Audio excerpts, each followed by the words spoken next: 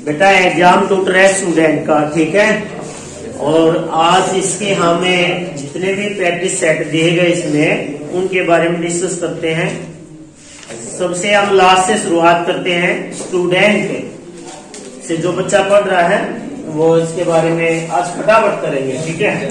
आज टाइम में लगाएंगे क्योंकि इसके बाद हम एक मैप से आने वाले क्वेश्चन करेंगे। प्रमुख लो इस बात के अंदर भारत में कहाँ स्थित है। तो चलिए शुरुआत करते हैं बेटा। अनसोल्ड है ये। वैसे क्लास 10 के साथ साथ हर किसी के लिए उपयोगी है जो एसएसटी या किसी भी कॉम्पिटिटिव एग्जाम की तैयारी करता है। आप कभी को दिखाऊंगा मैं कभी क्वेश्चन पेपर उनमें क्वेश्चन आते हैं। तो पहला क्वेश्चन है कि बेटा भारतीय संसद द्वारा जम्मू कश्मीर की धारा, देखिए जम्मू कश्मीर में कौन सी धारा लगी थी बेटा पहले? जम्मू कश्मीर में एक धारा लगी थी जिसका कौन सी धारा लगी थी? 370 धारा। ये कब लगाई गई थी? ये भी प्रश्न बढ़ता है क्यों लगाई गई थी बेटा? जब भारत आजाद हुआ, ठीक है। जब भारत आजाद हुआ तो उस समय 565 रियासतें थी। कितनी रियासतें थी? 565। कहीं कहीं आपको 562 मिल सकता है, ठीक है। इन रियासतों में से 3 रियासत ऐसी थी, 3-4 रियासत ऐसी थी जिन्होंने भारत में शामिल होने से क्या कर दिया था? जम्मू कश्मीर एक इंडिपेंडेंट अलग राज्य था उस समय, ठीक है। इसके राजा थे राजा हरि सिंह। कौन थे राजा? हरि सिंह।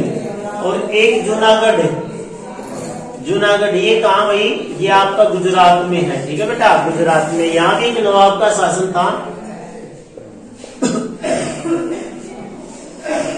और हैदराबाद इन्होंने क्या कर दिया था बेटा? जब भारत को एकीकरण की बात हुई तो इन रियासतों ने भारत में शामिल होने से मना कर दिया, क्योंकि जो बंटवारा हुआ था आपका, देश का विभाजन हुआ था 14 अगस्त को आप पाकिस्तान का निर्माण हुआ, ठीक है। तो उस दौरान क्या कहा गया था कि भाई जो मुस्लिम लोग हैं वो या तो पश्चिमी पाकिस्तान में चले जाएं या बेटा पूर्वी पाकिस्तान में। कहाँ चले जाएं? पूर्वी पाकिस्तान में चले जाएं। तो ये रियासतें ऐसी थी जो कुछ तो अपने आप को चाहती थी हमें किसी में शामिल नहीं होना है, ठीक है, हमारा इंडिपेंडेंट रहेगा। लेकिन कुछ का झुकाव किन की तरफ था? पाकिस्तान की तरफ था। तो उस समय के तत्कालीन हमारे गृह मंत्री सरदार वल्लभ भाई पटेल, उन्होंने एकीकरण के लिए पूरा जोर लगाया। मैंने बताया था हमारे ब्रिगेडियर जो थे उनका भी अहम रोल था उसमें। तो इस रियासत को अलग से इसने अपने आप को अलग कर दिया, ठीक है। ये रियासतें जो थी ना जूनागढ़ की, हैदराबाद की, ये तो भारत में शामिल कर ली गई थी, ये तो भारत में, लेकिन ये इसने मना कर दिया। तो यहाँ पर क्या हुआ, जैसे ही अगस्त में इंडिपेंडेंट हुए थे 15 अगस्त को, तो अक्टूबर के महीने में क्या किया? पाकिस्तान कबालियों ने इस जम्मू कश्मीर पर आक्रमण कर दिया। कबाली जाति थी पाकिस्तान के साथ साथ, उस जाति ने क्या कर दिया? जम्मू कश्मीर पे आक्रमण कर दिया। हमारे उस समय पंडित जवाहरलाल नेहरू क्या थे? प्रधानमंत्री बने हुए थे। देखिए पहले जो चुनाव से बने थे वो तो संविधान सभा ने जो बनाए थे, मंत्री बने थे संविधान सभा में, निष्पक्ष उन्होंने आपस में फैसला करके प्रधानमंत्री गृह मंत्री का चुनाव। एक्चुअल में तो 1952 में क्या हुआ था बेटा? सिलेक्शन किया गया था ना, वोट पड़ी थी 1952 में, पहला लोकसभा चुनाव हुआ था, उसके दौरान ही बने थे। तो ये तो बात 1948 की है। कहाँ की ये बात है? 1948 से। तो जम्मू कश्मीर के जो राजा थे हरि सिंह, उसने भारत के प्रधानमंत्री से मदद मांगी कि हमारी सहायता करें, हम आप में शामिल हो जाएंगे, लेकिन शर्त ये रहेगी कि भाई हम आपका हिस्सा तो क्या लाएंगे, हम आपका हिस्सा तो क्या लाएंगे, लेकिन आपके संविधान का हमारे संविधान पर कोई असर नहीं होगा। यानी कि हमारा इंडिपेंडेंट संविधान होगा, हमारा अलग कॉन्स्टिट्यूशन होगा। जो भी सुविधाएं होंगी वो आपको हमारे लिए करनी पड़ेगी, लेकिन हम आपके सिर्फ कह लाएंगे कि भाई जम्मू कश्मीर भारत का हिस्सा है, लेकिन सब कुछ इंडिपेंडेंट होगा, हम अपना स्वतंत्र रूप से करेंगे। तो तब तक भारतीय सेना वहां पर पहुंच सकती थी बेटा। भारतीय सेना पहुंची वहां से पाकिस्तानियों को खदेड़ा, जब तक उन्होंने जम्मू कश्मीर के जो आप बोलते हो POK, पाकिस्तान ऑक्यूपाइड कश्मीर, उसके 40% भाग पर उन्होंने लगभग कब्जा कर लिया था। और ये बात लेकर यूएनओ पहुंचते हैं। कौन? हमारे देश के प्रधानमंत्री यूएनओ में जाते हैं कि भाई ऐसा ऐसा हो गया। संयुक्त राष्ट्र संघ यूएनओ की स्थापना बेटा 24 अक्टूबर 1945 को हुई थी। 24 अक्टूबर 1945 को हुई थी। क्यों हुई थी संयुक्त राष्ट्र संघ की? द्वितीय विश्व युद्ध के बाद। कब हुई थी बेटा? दूसरा विश्व युद्ध हुआ ना। दूसरा विश्व युद्ध हुआ कब हुआ था? 1939 से लेकर 1945 तक। इस युद्ध के बाद क्या हुआ था? यूएनओ की स्थापना के लिए कि भाई ऐसे तो आक्रमण होते रहेंगे, युद्ध होते रहेंगे, तो भाई हमारा अस्तित्व रहेगा ही नहीं, प्रकृति तो बचेगी नहीं। प्रकृति पे हम डिपेंड है, क्योंकि गोला बारूद बम इन सभी का इस्तेमाल युद्ध में किया जाता है। तो इसमें हम अपनी बात लेकर पहुंचे और यहाँ पर जब इनका फैसला आता है तब तक जो पाकिस्तान ने जो जितना एरिया अपना ऑक्यूपाइड करना था कर चुके थे। पीओके, ठीक है, पीओके पाकिस्तान ऑक्यूपाइड कश्मीर पे उनका अधिकार हो चुका था। 370 धारा उस समय हमने अपने संविधान में लिख दी थी, हमारे संविधान में कि 370 धारा के अनुसार कि जम्मू कश्मीर भारत का अभिन्न अंग है, अभिन्न अंग है और जम्मू कश्मीर का अपना एक संविधान रहेगा। तो बात क्वेश्चन क्या था कि भारत सरकार ने कब जम्मू कश्मीर को लेकर 370 धारा को हटाया गया? एक तो हमने ये बताया क्यों लगाई गई थी, ठीक है ना, क्यों लगाई थी कि कल को भाई हमने किससे, कौन आया हमारे पास है, वो खुद कह रहा ना, तो खुद कह रहा है तो पाकिस्तान या यूएनओ भी मना नहीं कर सकता भाई ये कहे नहीं वो तो गलत कर रहा है, इसलिए खुद एग्रीमेंट किया है हमारे साथ, तो दूसरा देश तो आवाज उठा ही नहीं सकता, नहीं उठा सकता ना। अगर आपके पास मैं आऊं किसी काम को लेकर और आपसे मैं पैसे लूं और आप एग्रीमेंट कर दो, तो तीसरे को मतलब थोड़ी ना है, क्योंकि हम दोनों के बीच में क्या हुआ, कॉम्प्रोमाइज हुआ है, तो कॉम्प्रोमाइज था वो। तो लगातार हमारे सैनिक वहां पर बेटा शहीद हो रहे थे, है ना, उनको देखते हुए कि भाई जम्मू कश्मीर को एक तो क्या किया गया, फिर केंद्र शासित प्रदेश बनाया गया। क्या कर दिया गया बेटा? केंद्र शासित प्रदेश, यूटी बनाया गया। तो कब की बात है, किस तारीख को? तो बेटा 31 अक्टूबर 2019 को क्या किया गया था, जम्मू कश्मीर को लेकर जो 370 धारा थी उसको क्या कर दिया गया था, हटा दिया गया था। इस धारा के तहत हम वहां पर प्रॉपर्टी नहीं खरीद सकते थे, इस धारा के तहत हम अपना बिजनेस सेटअप नहीं कर सकते थे, वहां हम शादी नहीं कर सकते थे। इस धारा के हटने के बाद हम वहां प्रॉपर्टी खरीद सकते हैं, हम वहां पर जो मर्जी चाहे हम कर सकते हैं काम। उस धारा के तहत वो पाकिस्तान में शादी कर सकते थे, पाकिस्तान के लोग वहां शादी करते थे, वहां की सिटीजनशिप उनको मिलती थी। हमें जम्मू कश्मीर जाने के लिए वीजा लगवाना पड़ता था क्योंकि ये अलग था। समझ गई बात है, बहुत सारा ऐसा मैटर था, लेकिन अब भारत का अभी लग है, इस पे बहुत सारा पाकिस्तान में हो रहा है अभी, खूब चिल्ला चिल्ला के ये क्या करते हैं हिंदुस्तान वाले। तो ये क्वेश्चन है बेटा आपका पहला, ठीक है, 31 अक्टूबर 2019 को। क्लियर हुआ इतना? एक क्वेश्चन है, एक क्वेश्चन के हिसाब से हमने इसके बारे में आपको बहुत सारा कुछ बता दिया है, क्यों हुआ, क्या रीजन थे इसके पीछे, है ना, क्यों भाई यूएनओ ने इसके बाद जो हमने उसको अपना अभी हिस्सा माना, किसी दूसरे देश ने ये नहीं कहा कि गलत है, क्यों कहेगा, क्योंकि हमारा उनके साथ पहले ही क्या था, अलायंस था। अगला क्वेश्चन है बेटा, भारत एक गणतंत्र राज्य बना, भारत एक गणतंत्र राज्य बना, तो आपको पता बेटा कब बना था ये, 26 जनवरी 1950, 26 जनवरी 1950 को भारत एक रिपब्लिकन कंट्री जो है कहलाया। गणतंत्र दिवस हम अभी जनवरी की आज 5 तारीख हो चुकी है और 20 दिन बाद हम इसको सेलिब्रेट भी करते हैं। क्यों हुआ था? क्योंकि इस दिन क्या हुआ था बेटा, अपना संविधान लागू हुआ था। क्यों हुआ था इस दिन? अपना संविधान जो था बेटा क्या किया गया था, लागू किया गया था। संविधान क्या किया गया था, लागू किया गया था। 26 जनवरी, 26 जनवरी से पहले 24 जनवरी की बात कर लेते हैं। संविधान सभा की अंतिम बैठक थी बेटा 24 जनवरी 1950 को।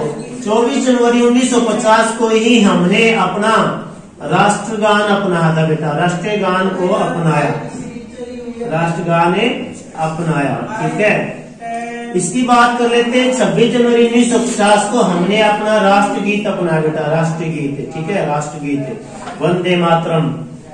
कौन सा? वंदे मातरम। जो कहां से लिया गया? ये आनंद मठ से। आनंद मठ की रचना कब हुई थी? 1882 में। किसने की थी? बंकिम चंद्र चटर्जी ने। मात्र में था बेटा, दूसरे में लाइट चल रहा है।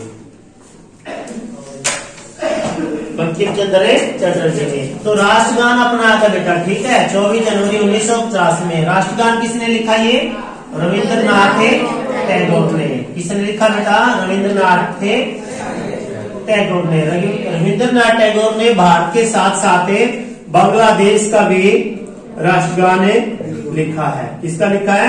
बांग्लादेश का जो राष्ट्रगान है वो भी रविंद्रनाथ टैगोर द्वारा लिखा गया है। पहली बार राष्ट्रगान को कब गाया? 1911 में। 1911 में ही क्या हुआ था बेटा? कोलकाता, हमारे देश की राजधानी हुआ करती थी कोलकाता।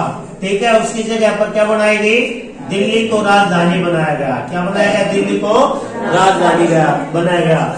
1911-1912 में ही क्या हुआ था बेटा? बिहार राज्य बना था। क्या बना था? बिहार राज्य बना था। बिहार के सीएम की बात कर लेते हैं, नीतीश कुमार। कौन है? नीतीश कुमार। बिहार के सीएम कौन है? नीतीश कुमार। ठीक है, तो बेटा ये कोलकाता दिल्ली अधिवेशन में इसको गाया गया था बेटा। कौन आया था? जॉर्ज पंचम। कौन आया था? जॉर्ज पंचम के आने की खुशी में, यानी जॉर्ज पंचम के स्वागत के रूप में ये हमने जो हमारा राष्ट्रगान है इसमें बाद में बदलाव भी किया गया है। ठीक है, इसमें क्या किया? देखो, जन गण मन अधिनायक जय। जन गण मन यानी हम लोग अपने मन से अधिनायक जो हमारा राजा है उसकी जय करते हैं। भारत भाग्य विधाता है, यानी भारत का भाग्य लिखने वाला विधाता, क्योंकि भारत उसके हाथ में है। बांग्ला भाषा में इसकी क्या की गई थी? रचना की गई थी। ये हुआ आपका क्वेश्चन है कि भारत का गणतंत्र बना 26 जनवरी 1950 को, और बेटा संविधान लागू हमारा इसी दिन हुआ था। और 24 जनवरी 1950 को हमने ये मान लिया था कि हमारा राष्ट्रगान है ये रहेगा, जनगण मन अधिनायक जय, और राष्ट्रगीत जो हमारा रहेगा वंदे मातरम रहेगा। और बेटा एक और चीज याद रखना, 22 जुलाई 1947 से 22 जुलाई 1947 इस दिन हमने अपने राष्ट्रीय झंडे तिरंगे को अपनाया था कि हमारा जो राष्ट्रीय झंडा क्या रहेगा? तिरंगा रहेगा। क्या रहेगा बेटा? तिरंगा रहेगा। तिरंगे के बारे में भी थोड़ा सा पढ़ लेते हैं बेटा। ये जो रंग 3 रंग का है, ये झंडा बनाने का श्रेय किसको जाता है? पिंगली वेंकैया को। किसको जाता है? ये पिंगली वेंकैया को इसका ध्वज का जो निर्माण करने का श्रेय जाता है पिंगली वेंकैया को जाता है। तो क्वेश्चन नंबर 2 समाप्त। भारतीय गणतंत्र का बना बेटा 26 जनवरी 1950 को। फिर से जो क्वेश्चन हम बार बार पढ़ चुके हैं उनके बारे में ज्यादा नहीं करेंगे। पूछा गया कि लोकमान्य के नाम से कौन प्रसिद्ध है? बाल गंगाधर तिलक। लोकमान्य के नाम से कौन प्रसिद्ध है बेटा? बाल गंगाधर तिलक। ज्यादा पढ़ने की इसमें आवश्यकता नहीं है। रेवाड़ी में 1857 की क्रांति का, आ जाओ भाई हरियाणा आ जाओ। हरियाणा में कहा जाओ? रेवाड़ी। रेवाड़ी में 1857 की क्रांति, 1857 की क्रांति का नेतृत्व किसने किया? क्रांति का नेतृत्व किसने किया? बेटे आपको याद होगा 23 सितंबर अगर आपको याद है, 23 सितंबर को हम हरियाणा में शहीदी दिवस के रूप में मनाते हैं।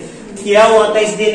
उस दिन हमारे एक 1857 की क्रांति में रेवाड़ी में राव होते बेटा, राव जाति, राव जो है जाति ज्यादा होती है, राव जिनका सरनेम है। तो वहां पर राव तुलाराम ने क्या किया था बेटा? राव तुलाराम ने क्या किया था? इस क्रांति का नेतृत्व किया था। रेवाड़ी में 1857 की क्रांति का नेतृत्व किसने किया था? राव तुलाराम ने। किसने किया था बेटा? राव तुलाराम ने किया था। इनकी मृत्यु 23 सितंबर को हुई थी बेटा। 31-32 साल के थे ये। क्यों? ठीक है, 1825 में इनका जन्म हुआ था। तो राव तुलाराम के बारे में बेटा हम अलग से पढ़ेंगे जब हरियाणा की सीरीज आएगी हमारे क्वेश्चनों की, ठीक है ना, जब इनके बारे में पढ़ेंगे कि इनका कितना अहम रोल रहा था। इन्होंने अपने आप को राजा घोषित कर दिया था 1857 की क्रांति में, जबकि अंग्रेजों ने क्या कहा था कि न तो कोई राजा बनेगा न कोई नवाब बनेगा। ठीक है, जैसे मोहम्मद शाह जफर जवीते के साथ हुआ था, उन्होंने क्या कहा था कि लाल किले में जो एंट्री नहीं होगी, उनके बेटों को नवाब घोषित नहीं किया जाएगा, क्योंकि अंतिम मुगल बादशाह जो सम्राट जो थे वही शक्तिशाली रहे थे। तो ऐसे उन्होंने कहा था तो कोई राजा बनेगा न कोई नवाब बनेगा। तो इन्होंने अपने आप को संतत मैं बनूंगा, किसकी मजाल है कौन, तो बड़ा संघर्ष इन्होंने किया था, बड़ी लड़ाई 5000 के आसपास बताया जाता है कि उस युद्ध में, उस लड़ाई में अंग्रेजों से होती हमारे भारतीय शहीद हो गए थे। इनकी मृत्यु 35 के कारण होती, 35 रोग के कारण जो है इनकी मृत्यु हो गई थी। 23 सितंबर को इनकी मृत्यु हुई थी। अगली बात करें, त्रिरत्न का संबंध किस दर्शन से है? त्रिरत्न 3 बातें के लिए बेटा, उसमें सम्यक है, दर्शन है, त्रिरत्न का संबंध किससे है? जैन धर्म से। सम्यक वाणी, सम्यक दर्शन है, सम्यक ऐसा कुछ ज्ञान है। और 3 जो त्रिरत्न है वो वही है कि भाई अच्छे विचार करने चाहिए, अच्छी सारी चीजें, मतलब कि जो अच्छी अच्छी बातें हैं वो त्रिरत्न में कही गई है। जैन धर्म के बारे में हम पहले पढ़ चुके हैं। इसकी स्थापना इसके 24वें तीर्थंकर 23वें तीर्थंकर के बारे में पढ़ चुके हैं, है ना। तो ज्यादा इसके बारे में नहीं पढ़ना। अगला क्वेश्चन है, ओडिसी की रचना किसने की? ओडिसी की रचना किसने की? ओडिसी की रचना की थी बेटा, इसमें देखिए एक यूनानी लेखक रहे, कवि रहे, जिनका नाम है होमर। जिनका नाम क्या है? होमर।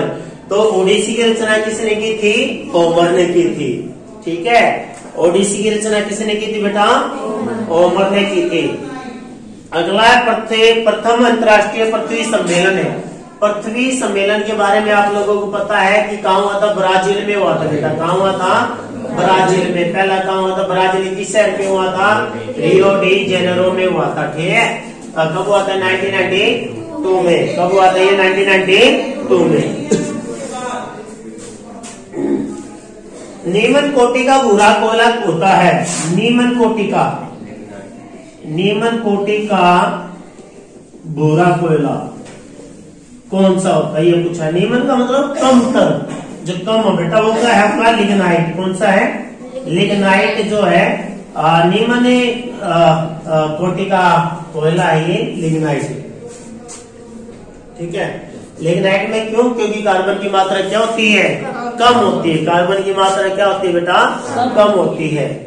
इसलिए जैसे आप कोयले के साथ साथ क्या है और याद कर लो, लोह, है ना। लोहा कौन सा अच्छा होता है? तो मैग्नेटाइट। कौन सा? तो बेटा मैग्नेटाइट। ठीक है, लोह की 4 किस्म होती हैं।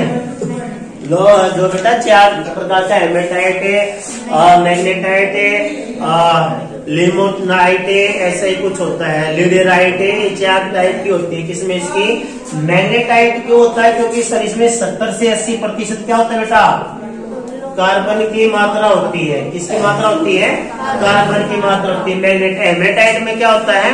60 से 70 की होती है, उसमें कम होती है। और बाकी में भी क्या होती है? कम। तो सबसे अच्छी किस्म का लोह कौन सा हुआ?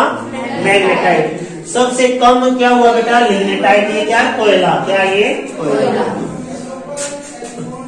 तो पृथ्वी सम्मेलन हो गया, और ये हमारा नीमन कोटि का कोयला हो गया। आपका कौन सा हो गया बेटा? लिग्नाइट। कौन सा हो गया? लिग्नाइट। अगला, बेल्जियम की सीमाएं किन देशों से लगती है? बेल्जियम की सीमाएं, बेल्जियम की सीमा, बेल्जियम के बारे में आप लोग अच्छी से जानते हो ना। तो बेल्जियम की बाउंड्री पूछा बेटा किन किन देशों से लगती है, तो नीदरलैंड, फ्रांस, जर्मनी, फ्रांस और जर्मनी से इसकी क्या लगती है बेटा, सीमाएं लगती है। किसकी, बेल्जियम की। बेल्जियम के बारे में हम अच्छे से पढ़ चुके हैं। कब हुई इसकी आजादी, 1830 में। कब हुई थी बेटा, 1830 में। यहाँ से थोड़ा सा फ्रांस के बारे में पढ़ लो। फ्रांस की क्रांति कब हुई थी, कब हुई थी बेटा, 1789 में। कब हुई थी, 1789 में। बस इतना ही पढ़ लो क्योंकि आपके सिलेबस में नहीं है। जर्मनी का एकीकरण का श्रेय किसको जाता है, ये प्रश्न पूछ लिया। जर्मनी को एकीकरण का श्रेय किसको जाता है, यानी किसको एकीकरण करने का श्रेय किसको जाता है, तो आपने लिखना बेटा ऑटोमन बिस्मार्क। किसका नाम याद रखोगे, ऑटोमन बिस्मार्क का नाम याद रखोगे।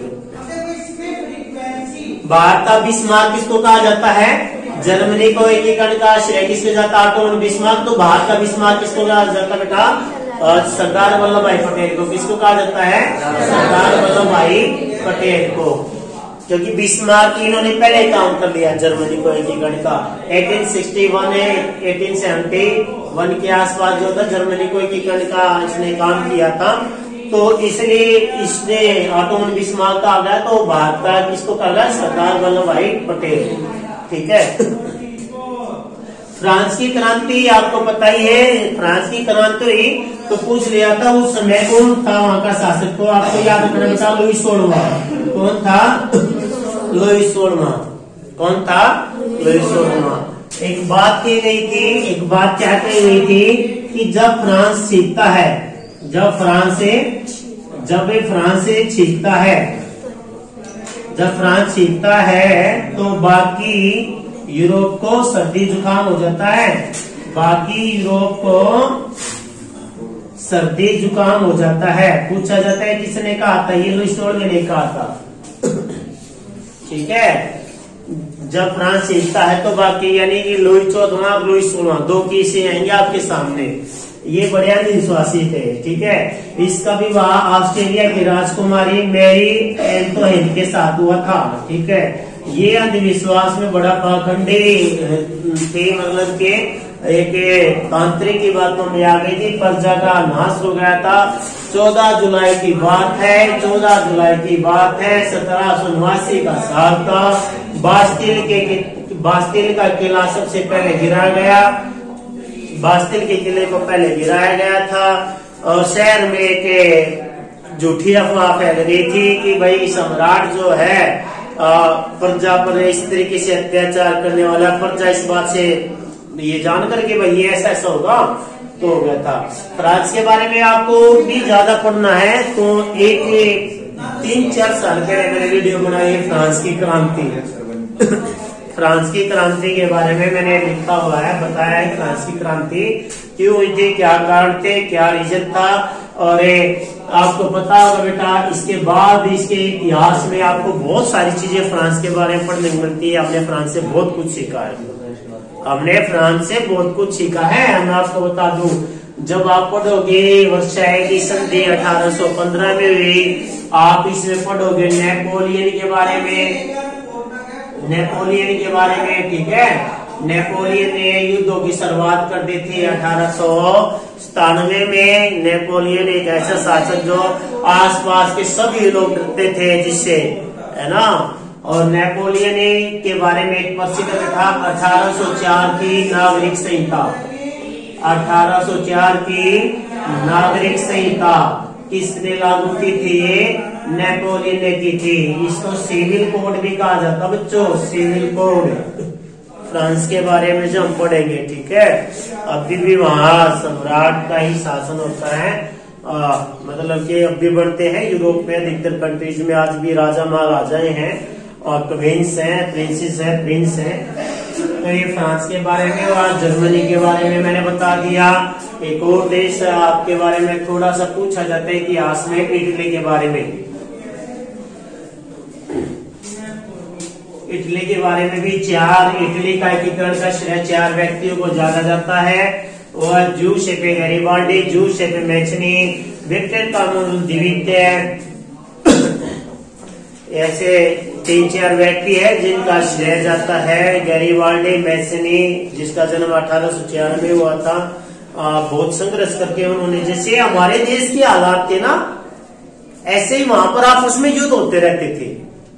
जैसे एक पड़ोसी दूसरे पड़ोसी रोज लड़ाई करता रहेगा और उससे तंग आ जाए, कभी वो पड़ोसी हैवी हो जाए, कभी वो पड़ोसी हैवी हो जाए। तो ऐसा वहां यूरोप में होता रहा था।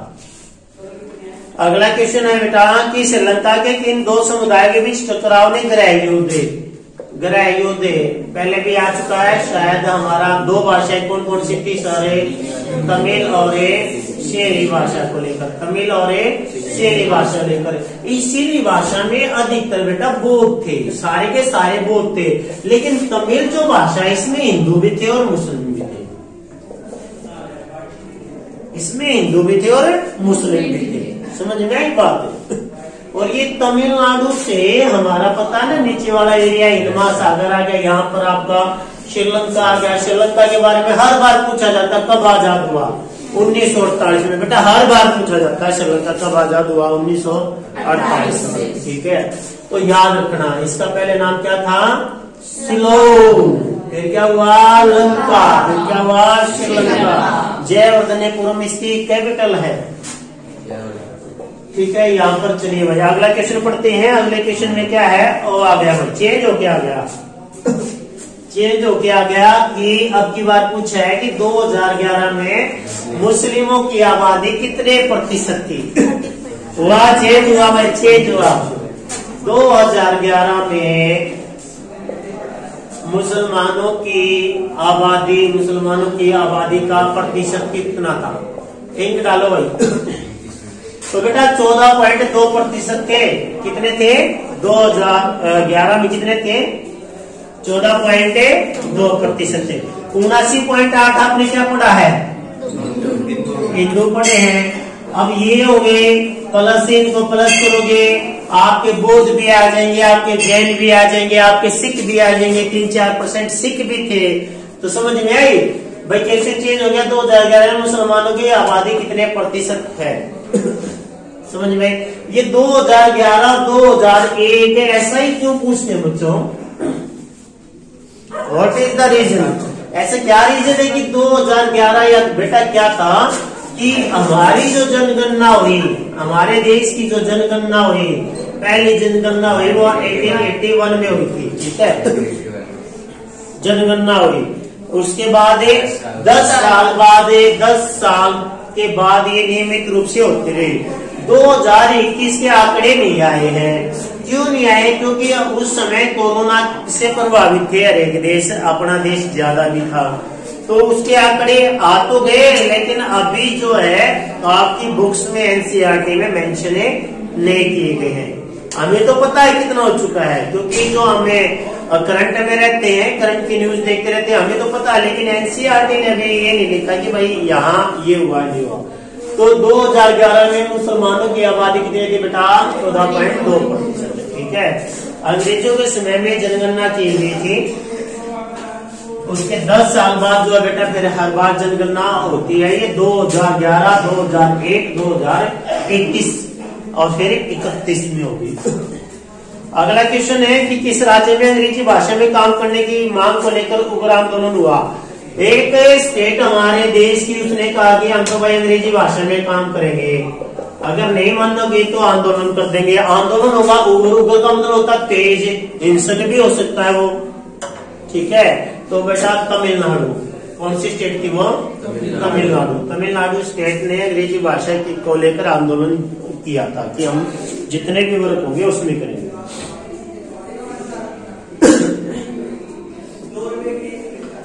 किसी भी राजनीतिक दल को देश के लिए राष्ट्रीय दल के रूप में मान्यता कब प्राप्त की जाती है बेटा, लोकसभा चुनाव में पड़े 6% वोट, कम से कम 4 सीटों पर जीते। कम से कम लोकसभा में कितने, या तो उसको कितना मिलना चाहिए, 6% वोट शेयर मिलना चाहिए। कितनी सीटों पर जीत होनी चाहिए, 4।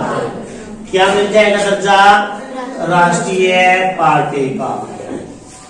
ये लोकसभा की बात की गई है, तो की बात की गई है लोकसभा की। आपको याद है बेटा, याद है कि नहीं है, सरल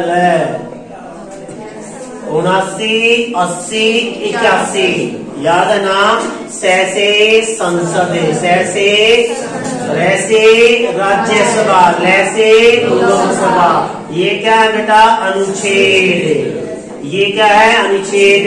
अनुच्छेद आर्टिकल 79 में लिखा कि हमारे देश में क्या होनी चाहिए, संसद होनी चाहिए। क्या होनी चाहिए बेटा, हमारे देश में आर्टिकल 80 में लिखा है कि क्या होनी चाहिए, क्या होनी चाहिए, राज्यसभा। क्या होनी चाहिए बेटा, राज्यसभा। और 81 में लिखा कि हमारे देश में क्या होनी चाहिए कि लोकसभा होनी चाहिए। लोकसभा की अधिकतम सीटें कितनी हो सकती है, 552। प्रेजेंट में वर्तमान में कितनी काम हुआ था, 543। 2 सीटें एंग्लो इंडियन की क्या कर दी गई थी, हटा दी गई थी। ठीक है, राज्यसभा की कितनी सीटें, 250 हो सकती है अधिकतम। कितनी हो सकती है, 250। कितने पर हुआ, 245 पर। राष्ट्रपति कितने मनोनीत करता है भाई, 12 सदस्य मनोनीत करता है। कितने सदस्य मनोनीत करता है राष्ट्रपति, 12 सदस्य। ये कहां से होते हैं, खेल विभाग, फिल्म, किसी भी प्रोफेशन से 12 सदस्यों को राष्ट्रपति अपनी मर्जी से चुनकर राज्यसभा में भेजता है। संसद है, संसदीय प्रणाली कहां से ली हमने, ब्रिटेन से। कहां से ली बेटा, ब्रिटेन से। ये हो गया अंग्रेजी भाषा को लेकर कहा हुआ था, तमिलनाडु में। ठीक है, कितने प्रतिशत वोट होनी चाहिए, 6% लोकसभा में कम से कम 4 सीटों पर क्या होनी चाहिए, जीत होनी चाहिए। तो अगला क्वेश्चन है, हम आ गए हैं क्वेश्चन नंबर 16 पर, लेकिन उससे पहले पढ़ लेते हैं BMI। कल भी हमने इसकी डेफिनेशन लिखी थी बेटा, इसके बारे में फुल फॉर्म लिखी थी। BMI body mass index. पूछा गया बच्चों कि इसका फॉर्मूला क्या है। BMI का सूत्र है, BMI का सूत्र बताइए। तो क्या बेटा, बॉडी मास इंडेक्स, इसकी क्या ये फुल फॉर्म। तो मास क्या होता है बेटा, भार। और भार को हम किसे, हाइट के स्क्वायर से क्या कर देते हैं, डिवाइड कर देते हैं। तो इसका क्या हो जाएगा, ये आंसर हो जाएगा। BMI का सूत्र क्या है कि ऊपर क्या हो जाएगा, वेट, नीचे क्या हो जाएगा, हाइट। हाइट का क्या होगा, स्क्वायर। ये होगा आपका बॉडी मास इंडेक्स।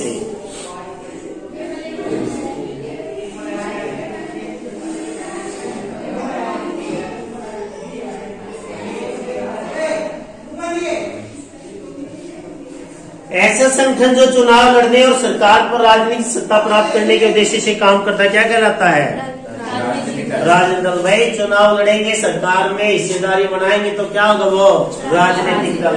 तो बेटा इसके क्वेश्चन है, 1-2 क्वेश्चन है जो हम पहले कर चुके हैं कि आर्थिक क्रिया तृतीयक क्षेत्र से नहीं है, तृतीयक क्षेत्र में ये नहीं आते, ये हम पहले पढ़ चुके हैं। प्राथमिक द्वितीय तृतीयक बारी बारी से तो नहीं करेंगे हम।